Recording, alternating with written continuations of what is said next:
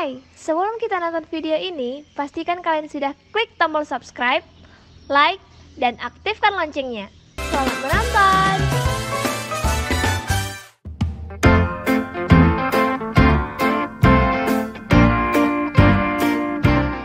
Halo semuanya, kali ini aku akan bahas apa aja sih ujian-ujian yang ada di keperawatan, khususnya di keperawatan Unpad, beserta juga dengan tips-tipsnya. Nah, kalau tips-tipsnya ini mungkin bisa dipakai di semua universitas ya. Nah, ujian di keperawatan itu ada OSCE, OSLER, SOKA, simulasi, proyek angkatan, dan CBT. Nanti kita bakal bahas satu persatu, dan kita mulai dari yang pertama, yaitu ujian OSCE. OSCE itu apa sih? OSCE itu adalah ujian praktek. Nah, ujian ini itu ada dua tipe. Yang pertama itu yang pakai kasus, sama yang kedua itu yang nggak pakai kasus. Kita bahas dulu yang nggak pakai kasus ya. Jadi kalau misalnya nggak ada kasusnya, ya kita langsung ujian aja. Kayak misal nih, ada OSCE pemasangan infus. Ya kita ujian sesuai dengan SOP pemasangan infus.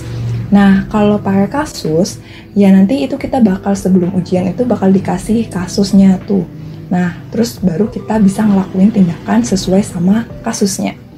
Tips dari aku buat ujian ini, yaitu ya kita yang pertama itu harus belajar, terus kita harus berlatih terus-menerus sampai hafal urutan SOP-nya, terus berlatih bareng temen biar kita bisa saling koreksi.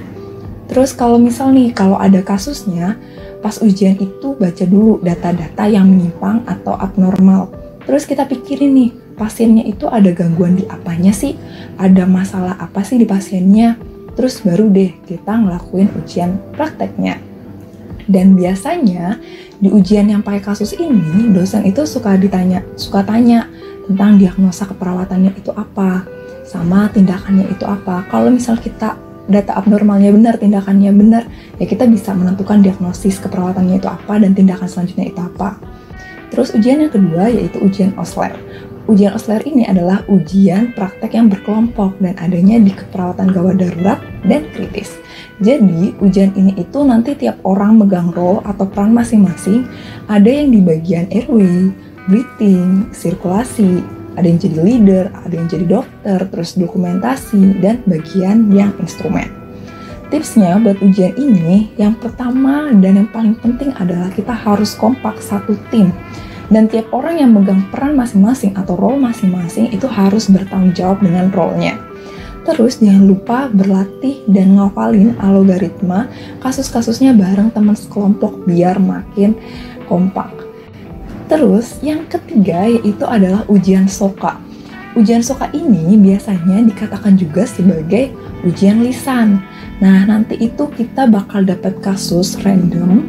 Terus selama 5 menit itu kita disuruh untuk buat pathway-nya dari pengkajian sampai dengan intervensinya. Terus kita paparin nih, presentasiin ke dosen selama 15 menit telaah kasus yang dikasih ke kita. Tipsnya dari aku itu, yang pertama kita harus langsung tulis data-data abnormalnya. Terus kita pikirin nih, pasiennya itu kena penyakit apa sih?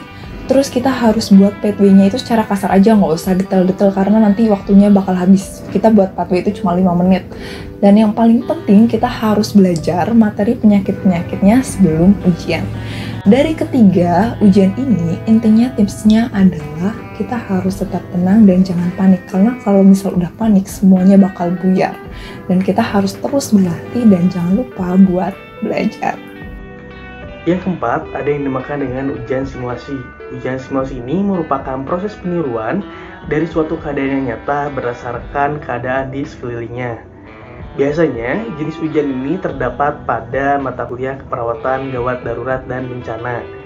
Nantinya, seluruh mahasiswa yang mengambil mata kuliah tersebut akan melakukan roleplay atau bermain peran sebagai korban, tenaga medis, wartawan, polisi, dan lain-lainnya dengan setting tempat dalam keadaan bencana. Setting tempat pada simulasi ini harus disesuaikan dengan kondisi aslinya. Dan para pemain juga harus mendalami peran yang sudah didapatkannya. Yang kelima, ada proyek angkatan. Nah, proyek angkatan ini merupakan salah satu ujian yang harus dilakukan oleh seluruh mahasiswa yang mengambil mata kuliah tertentu. Pada proyek angkatan ini, seluruh mahasiswa harus bekerja sama untuk membuat sebuah kegiatan yang bermanfaat bagi banyak orang. Pada proyek ini, tidak beda jauh dengan acara kepanitiaan yang ada di kampus, dikarenakan harus ada susunan kepanitiaan seperti ketua pelaksana, sekretaris, bendahara, dan divisi-divisi lainnya, yang anggotanya merupakan mahasiswa yang mengambil mata kuliah tersebut. Pada proyek angkatan ini dapat dilakukan berupa kampanye, seminar, talk show, pameran, dan lain-lainnya yang bertujuan untuk mengajak banyak orang serta untuk menambah wawasan orang-orang yang akan hadir pada acara tersebut sesuai dengan tema yang akan diangkat pada acara tersebut. Dan yang terakhir ada yang dinamakan dengan ujian CBT atau Computer Based Test. Nah, ujian CBT ini atau Computer Based Test ini merupakan salah satu ujian yang menggunakan komputer atau laptop sebagai pengganti lembar soal dan lembar jawaban. Biasanya, skor atau nilai CBT dapat dilihat secara langsung setelah ujian tersebut selesai. Pada ujian CBT ini, sering dilakukan di lab komputer.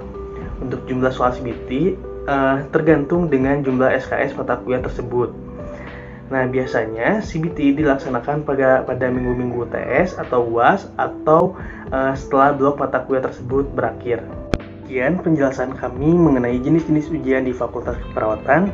Bertemu lagi dengan kami di video-video selanjutnya. Dan jangan lupa like, komen, dan subscribe.